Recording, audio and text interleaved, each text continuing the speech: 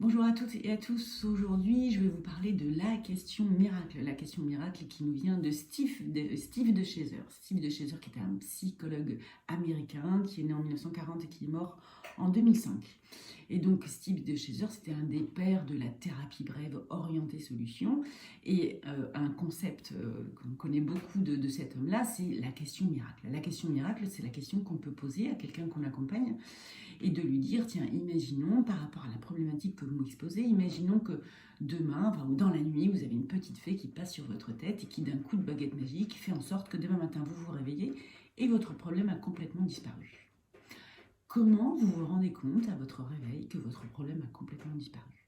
Qu'est-ce qui change? Qu'est-ce qui change dans votre comportement? Qu'est-ce qui change dans vos attitudes, dans vos capacités? Comment le regard des autres change? Qu'est-ce que les autres constatent sur vous? Enfin, vous voyez, donc ça permet pour le coup à la personne qui accompagne, que ce soit le coach ou le thérapeute, de futuriser, de mettre son client dans la futurisation de la problématique lorsqu'elle est résolue, et ça lui donne beaucoup d'éléments sur les valeurs qui sont nourries, sur les objectifs, qu'est-ce qui est mis en place. Et donc ça va être aidant pour la suite de l'accompagnement thérapeutique.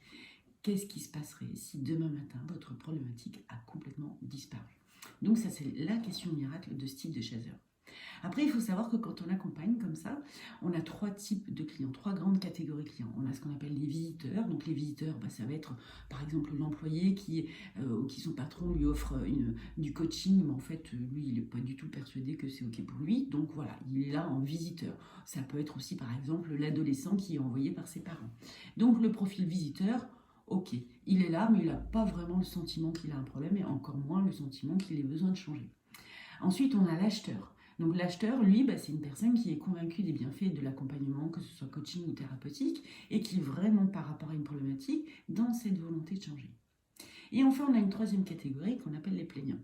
Le plaignant, c'est une personne qui va se déresponsabiliser par rapport à sa problématique. C'est la faute de l'autre, c'est la faute de ce qu'il a vécu, ou alors c'est aussi des croyances qui sont tellement ancrées chez lui qu'il est intimement persuadé que de toute manière, c'est pas possible que ça change. Donc, quoi que lui propose le coach ou le thérapeute, ça va être oui mais, oui mais, oui mais. Donc là, pour le coup, pour ces plaignants, ce qui peut être intéressant et pertinent justement, c'est d'utiliser la question de Steve de Chaser, mais en mode réciproque.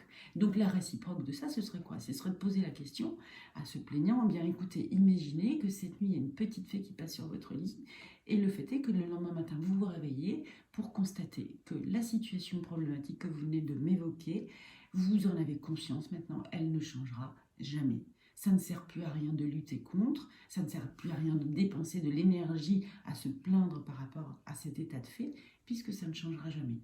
Et maintenant que vous constatez ça, qu'est-ce que vous mettez en place? Et là, c'est super intéressant de s'apercevoir que dans cette dynamique, dans cette visualisation, dans cette futurisation, que demain, la problématique, elle est là, elle est existante, elle ne changera pas. Qu'est-ce que je vais mettre en place par rapport à ça? Et le simple fait de consacrer son énergie non plus à la plainte, mais à la fatalité, faire en sorte, faire avec, être dans la résilience en quelque sorte, eh bien on est déjà dans une dynamique de changement en quelque sorte. Donc utiliser la réciproque de la question de Steve de Chaser en disant le constat est là, ça ne changera pas, qu'est-ce que vous mettez en place? Ça apporte aussi beaucoup d'éléments pour la suite de l'accompagnement thérapeutique et on est déjà, quoi que l'on dise, on met la personne dans une logique de changement.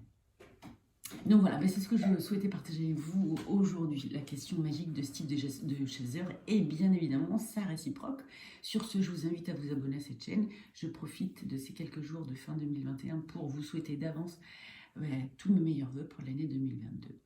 Et je vous dis à très bientôt.